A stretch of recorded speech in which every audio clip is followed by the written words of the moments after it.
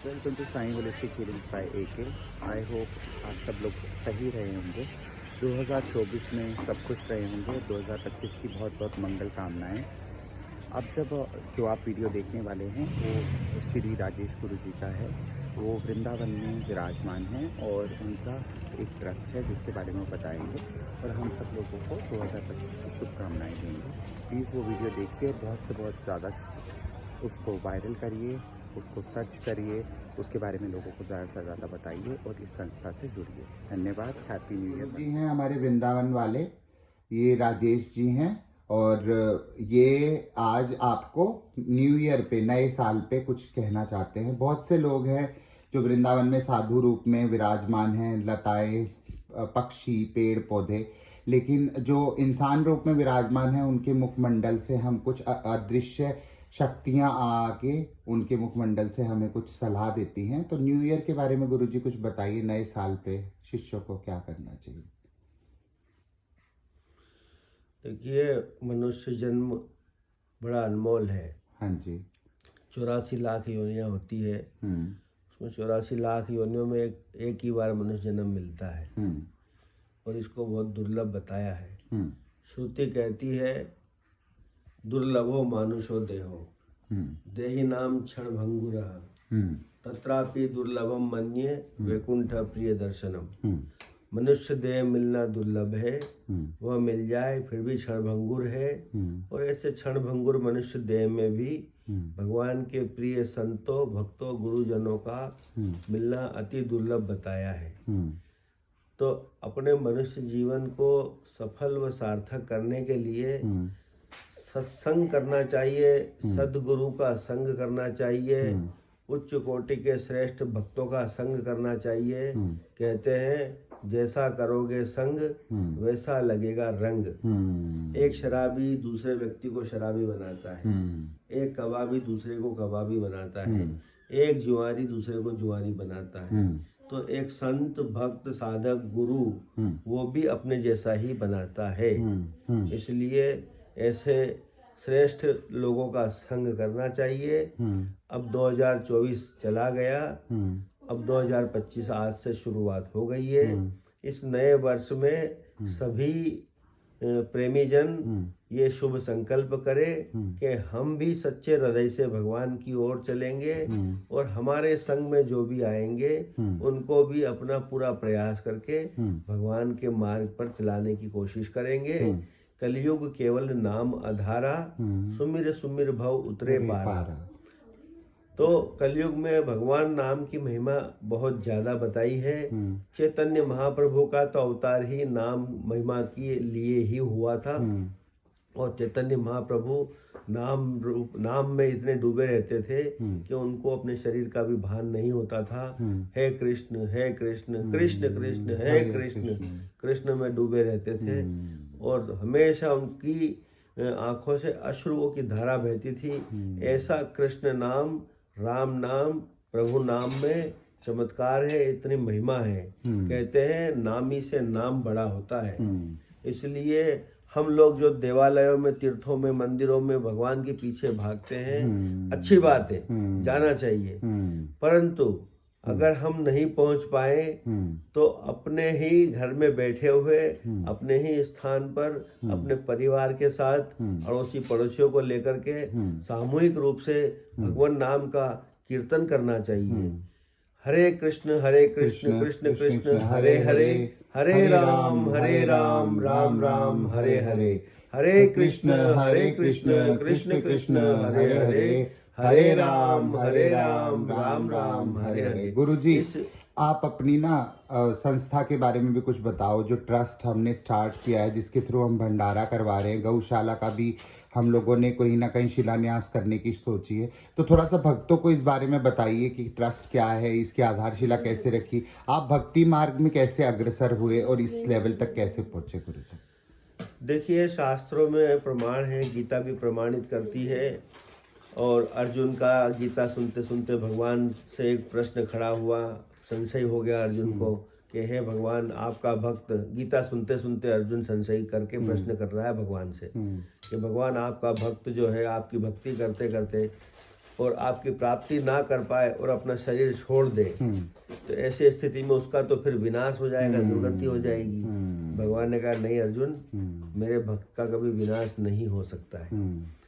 लौकिक जगत की जो भी कमाई जीव ने की होती है वो तो यहीं कमाई की और यहीं छोड़ के जाना पड़ेगा, परंतु अध्यात्म की जो कमाई है, मेरी भजन की, साधन की, भक्ति की जो कमाई की है, वो साथ जाती है, जितनी कर ली उतनी।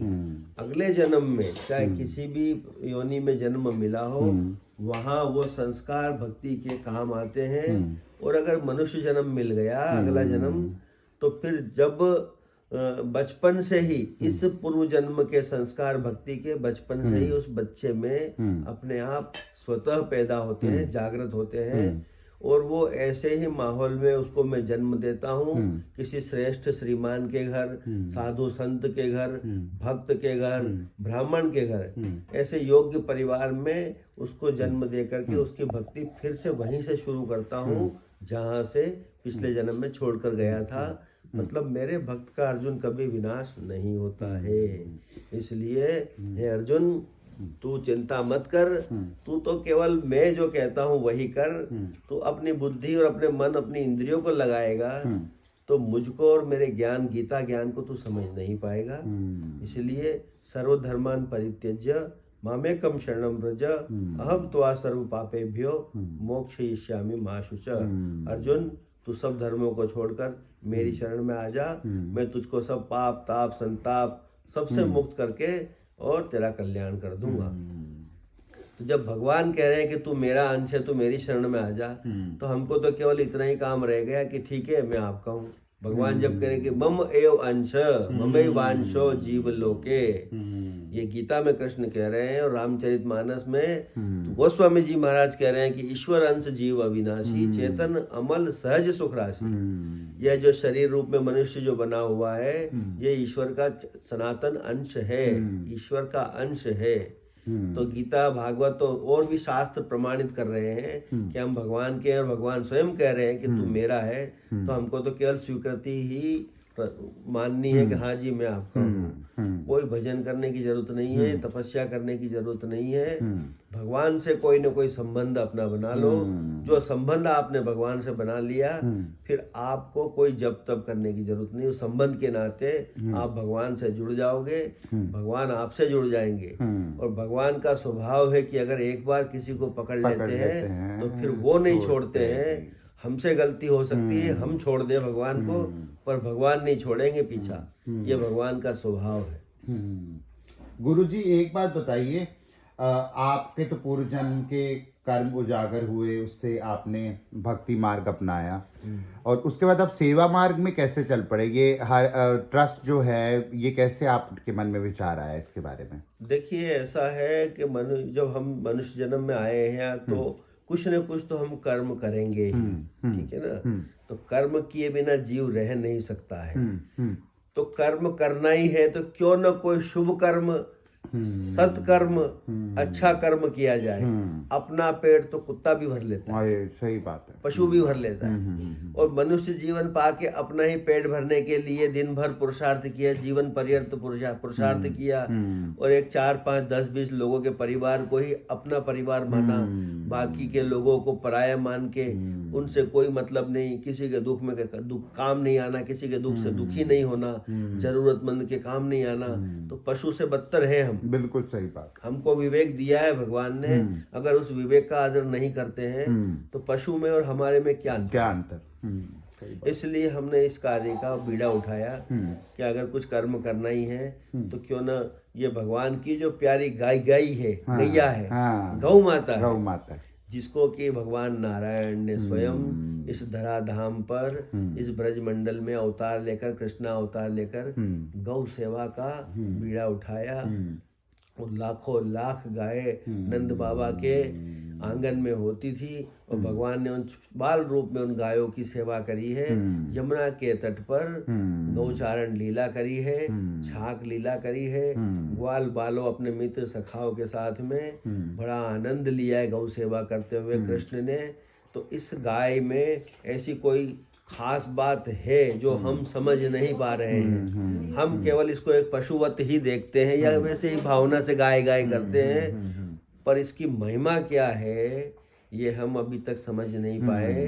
अगर हम सनातनी हिंदू गौ की महिमा हृदय से स्वीकार कर लेंगे और समझने लग जाएंगे गाय क्या है, तो हम बिल्कुल सत्य कहता हूँ गौ सेवा किए बिना रह नहीं पाएंगे।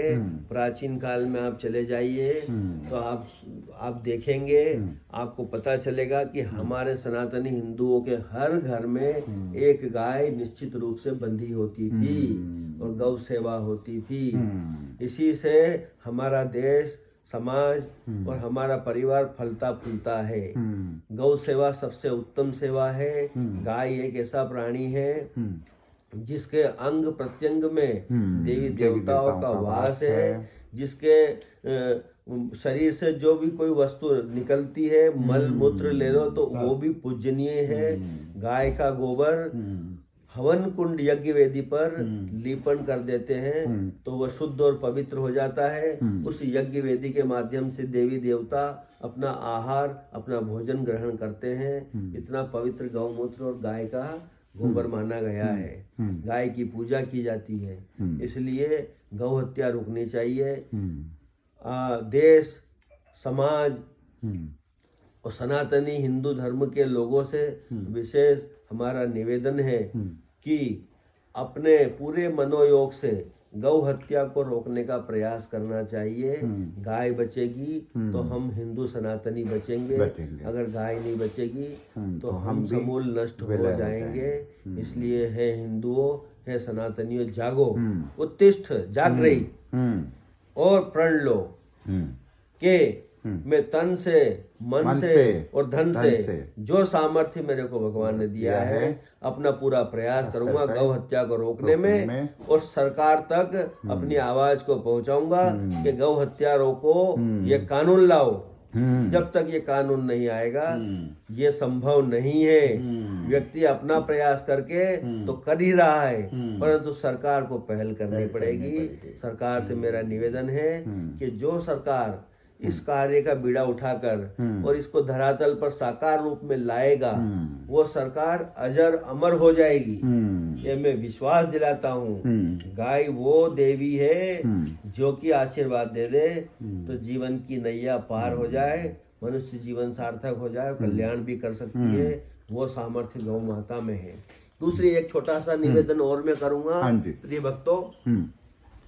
एक है गर्भपात करवाने वाली स्त्रियों से। कई स्त्रियां ऐसी है जो चोरी से अपने घर के परिजनों को भी नहीं पता चले चुपचाप जाकर के एबॉर्शन कराई जाती है। अपने गर्भ में जो है बच्चा पल रहा है उसको गिरा देती है। इससे बड़ा कोई अपराध नहीं है। देवियों, मैं आपसे हाथ जोड़ करके प्रार्थना करता हूँ, हर पाप का प्रायश्चित है, परंतु इस गर्भपात कराने वाली स्त्री को कभी प्रायश्चित नहीं कर सकती है। इस पाप का कोई प्रायश्चित नहीं है। आज तक जो गलतियां कर दी पर आगे ये अपराध, ये पाप मुझसे ना हो, ऐसी पीड़ा मन में जग जाए तो आपका अपराध क्षम्य है, वरना इसका कोई प्रायश्चित नहीं है। हे देवियों, हे माताओं, हे बहनों, मैं आपके चरणों में हाथ जोड़कर प्रार्थना करता हूँ कि आप इस पाप से, इस अपराध से बचो। शास्त्रों में इसको कहा गया है यत् पापम द्विहत्या गुणस्य।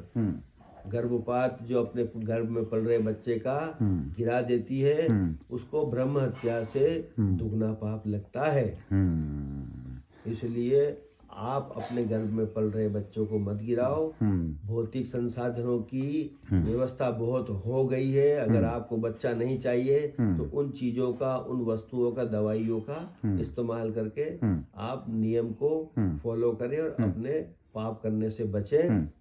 गुरुजी, आप अपने ट्रस्ट का नाम भी बताओ, कहाँ रजिस्टर्ड है, लोग किस तरीके से जुड़ सकते हैं ट्रस्ट से? देखिए, हमारी ट्रस्ट जो है, हम तो ठाकुर के चरणों, वृंदावन धाम, श्री धाम वृंदावन में ठाकुर जी के चरणों में विराज रहे हैं और ठाकुर जी ने विशेष अनुकंपा करके हमको अपने चरणों में वास दिया है। तो श्री धाम वृंदावन ओमेक्स एटर्निटी में हम निवास करते हैं और हमारी संस्था का जो नाम हमने रखा है ये भगवान की या भगवान हरि भगवान शिव की प्रेरणा से ये नाम आया हमारे मन में, और उन्होंने ही कृपा करी है कि ऐसी एक संस्था बनाई जाए और इसका कार्य प्रारंभ किया जाए।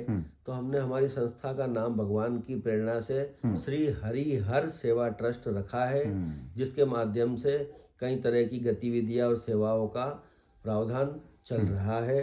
अभी वर्तमान में हम ये गाय की महिमा इतनी बता रहे थे, गौ हत्या रोकने के लिए हम प्रयासरत हैं, आपको भी प्रेरित कर रहे हैं। तो गौ हत्या को रोकने के लिए हम गौशाला की योजना बना रहे हैं। तो गौशाला के लिए कोई भूमि हम लेना चाह रहे हैं, जिसमें गवर्नमेंट भी सपोर्ट कर देती है, 30% सब्सिडी भी देती है, गायों के लिए भी व्यवस्था बनाती है। तो हम अपनी ट्रस्ट के माध्यम से विचार कर रहे हैं, और हमारा भी विचाराधीन है ये संकल्प। और अकेला चना तो भाड़ फोड़ नहीं सकता है, तो हम प्रयास कर रहे हैं और आपसे अनुरोध करते हैं कि आप यथा सामर्थ्य इस सेवा प्रकल्प में जुड़िए और पूरे जोर शोर से गौ सेवा का बीड़ा उठाइए और पुण्य के भागी बनिए, अपना भी उद्धार करिए, अपने कुल खानदान अपने पितरों का भी उद्धार करें। राधे राधे राधे। तो गुरुजी ने हमको बहुत अच्छे से बताया कि किस तरीके से वो आध्यात्म के मार्ग में आगे बढ़े और हम लोगों को नए साल में कौन कौन से संकल्प लेने चाहिए। तो आपको ट्रस्ट के बारे में भी समझ में आया, ट्रस्ट की सारी डिटेल्स, और अगर कुछ रजिस्टर्ड मटेरियल या आपको एक्चुअल डॉक्यूमेंट्स, अगर आपको लीगल डॉक्यूमेंट्स चाहिए तो they will be provided to you accordingly. And आप ज़्यादा से ज़्यादा इस ट्रस्ट से जुड़िए, गो सेवा में बढ़ चढ़ के भाग लीजिए। देखिए, नर सेवा, गो सेवा नारायण सेवा है। इससे जितना आप जुड़ेंगे उतना आपके पाप कर्म कटेंगे और उतना ही पुण्य कर्मों का एक्यूमुलेशन होगा, जिसको बोलते हैं प्रारब्ध वेग, जो अगले जन्मों में हमारे साथ चलता है। तो धन्यवाद गुरुजी, इतना सब कुछ हम लोगों को बताने के लिए, इतना समय देने के लिए। आपका आशीर्वाद सब लोगों पे बना रहे, इसी मंगल कामना के साथ आज के इस पॉडकास्ट को मैं ख़त्म करता हूँ। राधे राधे।